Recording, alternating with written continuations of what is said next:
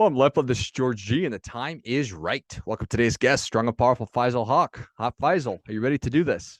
Yes, I'm ready to do this. Thanks for having me. Oh, Good morning excited. to you. Yeah, good morning to you as well. Faisal is the founder of Shadoka. He's the founding chair of NextChapter. He is a Wall Street Journal and USA Today best-selling author. He's been voted a top 100 most influential person in technology.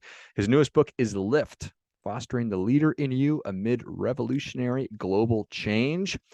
Faisal, tell us a little bit about your personal life, some more about your work, why you do what you do. Oh gosh, that will take hours. But in a nutshell, I'm a tech entrepreneur.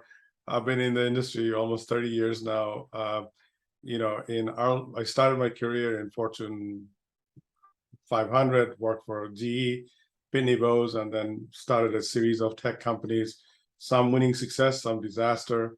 Raised money from venture capitalists, got fired from one of them, started all over again. And 20 years ago, I started writing.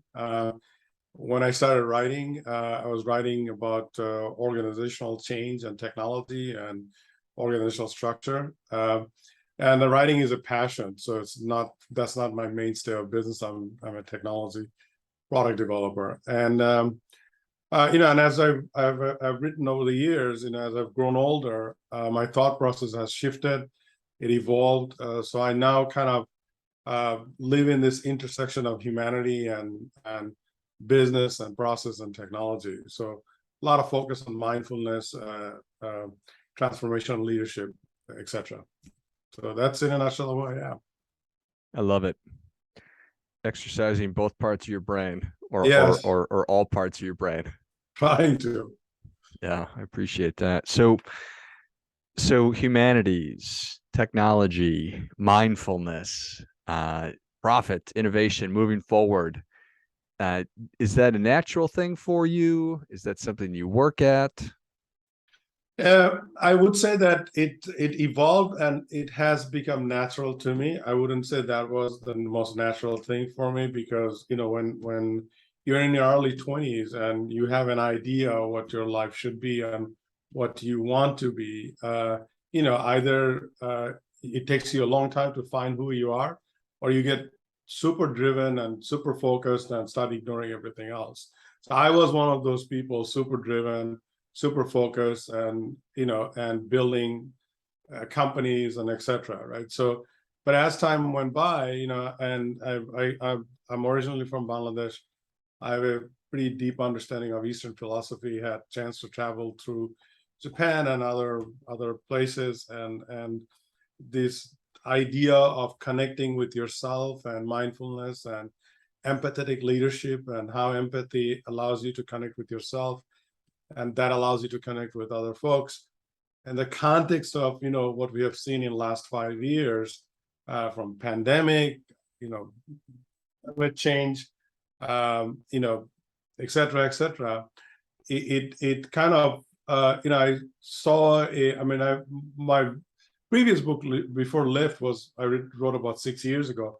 I didn't have a new idea what I should write about. So, but all that changes kind of helped me to connect the dot between the current status of the globe as a whole and what's going on with technology and how do we prepare ourselves individually and organizationally to go to the next level. That's what Lift is about. It's the idea is that if you want to lift others, first you have to lift yourself. That's kind of the underlining theme of Lift. I think it's such a powerful, important, and a timely message. It strikes me that I can be overwhelmed or approach overwhelm by looking at all of the problems that humanity is facing. It's like, well, I can't do anything about these things, but I am an empathetic person, so I want to be able to help. So what do I do? And I think sometimes it just causes us to do nothing. That's very true. And and a lot of us have this idea is that impact or making a difference, the definition of this is that you have to change the world, Mm. and the way I have kind of look at it now is that you don't, change yourself and change your immediate community. By community, I mean the people you interact with, people you work with, whatever the case may be. And that is an impact, because collectively, if we did that, then I honestly believe the world would be a better place. And by the way, I mean, when I was thinking of writing Lift, I was very purposeful to find optimism, because I sort of wrote it for my son's generation, who is now 20, and I wanted to give them an optimistic view that there is lots of opportunity, and they're our future generation. So we looked at lots of different industry, education, healthcare, the technology, and public sector. I've been doing a lot of work in public sector, with our federal government. So now I can say I do have bit of experience in public sector. So there's opportunity everywhere, right? So the question is, how do you look at yourself, find your strength and your calling, and apply to this opportunity? And if you do, then you may have a ability to have a meaning and an impact. And it doesn't have to be all about financials, in the sense that definition of impact and value is different for different people. As I said, when I was in my 20s, I wanted to build big companies and work with big customers, and that's not the goal anymore. It's like everything I do, I want to make a difference, whatever small it is. It's not a comparison or a yard scale to say, okay, am I doing better than somebody else, or am I making better impact than other? Whatever I am making an impact, that is an impact, and that's a positive impact. That's all really well said. It's hard to grapple with that, right? Because it's like, what is enough? Am I doing enough? Is just working on me and taking care of my family and then maybe my community. Why wouldn't that be big enough? And we just need to ask ourselves these questions and grapple with it. For sure, I think we all suffer from, there are two, three, four different kind of people personality, right? There are people who really don't care; they just living as it is, and whatever. And then there are people who are constantly putting themselves down because they're not doing enough. Am I doing enough for my children? Am I doing enough for my spouse? Am I doing enough for my friends and family? Whatever I'm doing is meaningless, etc., etc. But there is a middle ground, and the middle ground is that find whatever gives you joy, and then try to take that joy and try to apply that to other people's benefit, right? So, and that's, in my mind, that's enough. That's really enough. We're all not gonna be Martin Luther King and Mahatma Gandhi and etc., etc. Like, for example, I'll give you an example. I'm a big fan of Chef Jose Andres, and who's doing remarkable work feeding people who are in crisis all over the world, right? And so my way, and I love food, I love culture. My way of contributing is that I make charity donation to his organization, right? And I'm a fan. I cheer him on my social media, and that's okay, and I don't need to be another Jose Andres. It's my calling is my calling. Whatever I can do, and that's enough. At least that's how I feel. I was asked a couple of days ago, where would you be if you had a choice? And I said, I'm exactly where I want to be, and I'm fortunate that I can say that, because that means that you found a containment regardless of adversity. And by the way, we all have adversities, right? Career adversity, family adversity, health adversity, whatever the case may be. None of our lives are perfect, but we have to try to live with that and kind of look at it optimistic way, but in a pragmatic sense, right? There is pragmatic optimism and there is baseless optimism, right? So we can't be just say world would be a better place if none of us do anything. That's the way it is, but it's not. I mean, everything requires efforts and devotion and ritual and discipline. Nothing happens without that. But I think there is a lot of cases for optimism. I appreciate that. A lot of good stuff. So somebody asked you, where would you be if you had a choice? You could be anywhere, like right here. What Yeah. my life is as I want it. Yeah. Is that a good question for everyone to ask themselves? And if the answer is totally different than what I have, that's okay. And then it's a function of we need to now go to work and figure out how I can get closer to that. Absolutely.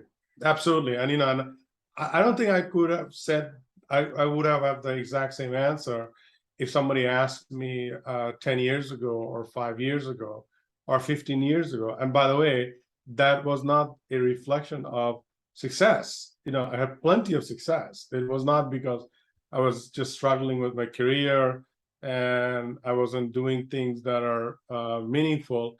It was just not fulfilling enough for me, right? So it's really about fulfillment. It's not just about success or failure. And so if your answer is no, this is not where I want to be, that means that something is missing. It could be that you're not doing what you want to do. It could be that you're not in the right relationship that you want to be. It could be that you don't have the right set of friends. It's maybe you don't have the right set of coworker that inspires you. Whatever the case may be. So you do have to figure that out and go to work, and that's where the finding yourself, that authentic self, which really comes from mindfulness and having the empathy to realize what's going on around you and be able to take your unique value. Each one of us have unique value, and apply that unique value to the world around you. That's where that the definition of transformational leadership, the way we described it, is the fact that it comes from empathy, it comes from influence, it comes from inspiration. And so you have to find all that within yourself first, and then you can relate to the world. And definition of the world, again, is whatever you define as. It could be that your little company, it could be your multi-billion-dollar corporation, it could be your the State Department or DoD, whatever the case may be, or it could be that the soup kitchen that you support, right? So it really doesn't matter. That's your call. Yeah. So you used a couple of words that I don't know that are commonly associated with empathy, ritual, and discipline. Tell me more about that. Look, I think everything requires ritual and discipline. So, we associate with ritualistic behavior and discipline when we talk about, we think about an athlete, right? They're constantly practicing themselves to make themselves better. We think about musicians, or we think about author, the creative people, the painter, they have ritualistic pattern and behavior. Business leaders have the same thing. Technology designers, product developer has the same thing. But I think that what is less talked about is that it actually takes an enormous amount of effort and practice and rituals to practice empathy and practice mindfulness, right? We think that mindfulness is that we sit in a quiet place and meditate, but it's beyond that. So for example, it takes a conscious effort to have a conversation with somebody else and totally be in tune with that particular conversation and with that person's energy, and siphon out what they're trying to say and communicate, and then respond to that, right? So that takes efforts, and and if you practice it, you'll see that you'll get exhausted faster than going for a jog. And because it does take enormous amount of effort. You get better at it, you train yourself, you get better at it, but it takes effort. And if you don't do that, then it impacts everything. It impacts to find out who you are. It impacts how you're in, your relationships, personal and professional. And then it also impacts how you find your path, whatever the path is, you know, I mean, and there's no destination, by the way. I mean, it's just a journey, right? I mean, we go through, we change, we evolve, and our calling changes. There's nothing wrong with it. I mean, that's how life is supposed to be. Yeah. It's a fascinating human thing that the my generation will look at the generation coming up, and then that generation will look at the generation coming up and make certain judgments about them. You mentioned you have a 20-year-old and you want them you want to paint an optimistic picture. I think that a 20-year-old today has so many more challenges than I had when I was 20. I'm in my 40s. And I agree that my undivided attention is one of the greatest gifts that I can give to somebody, and it is challenging. And so now it's even harder when we have Yeah, so many more distractions for a young person, but even more important. for sure. I mean, you know, the increasingly we you know, live in a distracted world, right? I mean, and our mind is easily shaped by a lot of things that we really have no control over, right? Look at all the social media stuff, the not bombard, you know, the bombarded with 100 different apps and streaming, you know, shows and crazy news. You know, it's all distraction, right? So it's increasingly more and more difficult to make that human connection and to be able to in tune with you know, whoever is around you.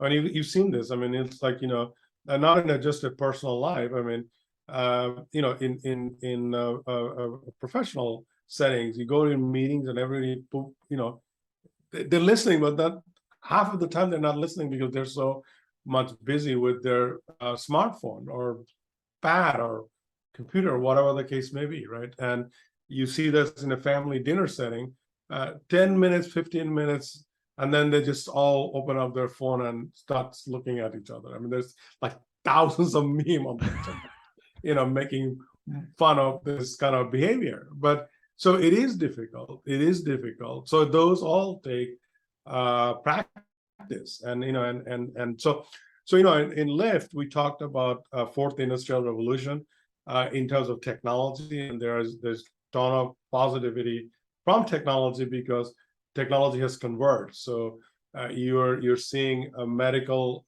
science working with robotics, and the robotics working with artificial intelligence. You know, there's nanotechnology, and it's all helping all various ways from security to healthcare. You know, the information technology where we communicate and work, collaborate, et cetera, et cetera.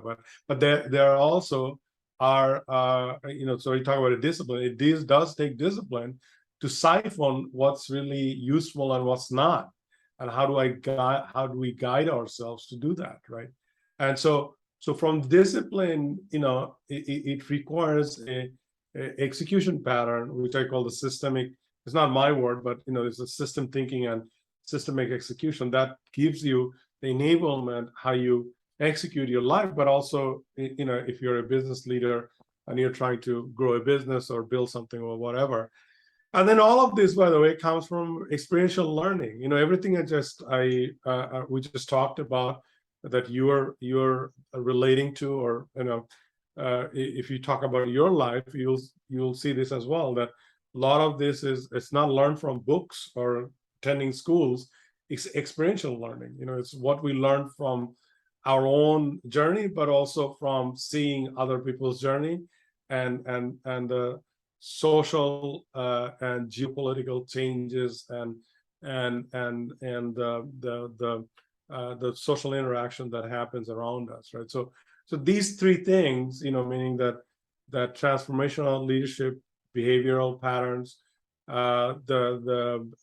know, the systemic execution, and the experiential learning is kind of my thoughts around how do you tackle these you know, mega changes, which are some positive, which are some detrimental. Love it. Well, Faisal, thank you so much for coming on. Where can people learn more about you? How can they engage? And where can they get a copy of Lift, Fostering the Leader in You Amid Revolutionary Global Change? The books are everywhere. I mean, you can get it on Amazon, Barnes and Noble. If you're traveling, pick it up from airports, wherever you can find books. It's available. There's also, the audio books, and there's some digital courses. By the way, I pledged all the proceed from Lyft and my other books to cancer research and Jose Andres's, World Kitchen food charity. So if you are buying it, it will enhance your knowledge, but it also will help those charities. So that's one. And the second is, if you want to learn about me, all you have to do is just go to my website. You can Google me and you'll find me on various social media, especially on LinkedIn and on Twitter. But personal site is the best place, which is FaisalHoque.com, which is FAISALHOQE.com. So that's where my blogs are and the books and other stuff are. Excellent. Well, if you enjoyed this as much as I did, show Faisal your appreciation and share today's show with a friend who also appreciates good ideas. Pick up a copy of Lift, Fostering the Leader in You Amid Revolutionary Global Change, wherever you buy your books. And that's an awesome thing that you're donating all the proceeds to those awesome, worthwhile causes. And then go to FaisalHoque.com, FAISALHOQUE, and find him on social media and check out everything that he's working on and thinking about. Thanks again, Faisal. Thank you so much, George. And until next time, remember, do your part by doing your best.